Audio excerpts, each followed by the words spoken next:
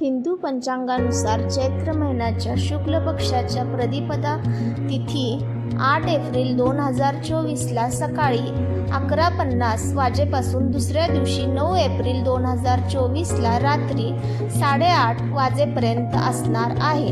उदय तिथीनुसार गुढीपाडव्याचा सण मंगळवारी 9 एप्रिल 2024ला साजरा करण्यात येणार आहे.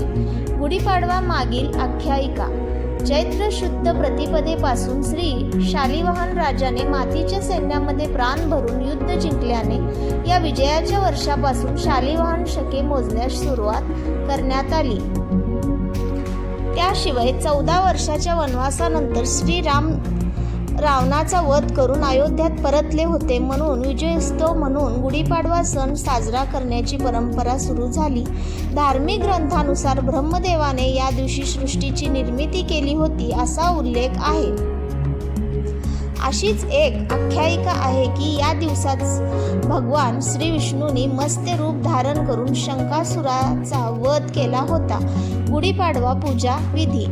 सकाळी लवकर उठून स्नान करावं आणि नंतर घर, टेरेस किंवा घराच्या प्रवेशद्वारावर गुढी उभारावी.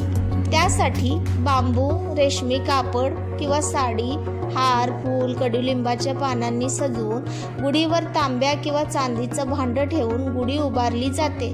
घराबाहेर दारावर आंब्याची पानं, रांगोळी, फुलं, तोरण, 9 वर्षाच्या स्वागताची तयारी करण्यात येते.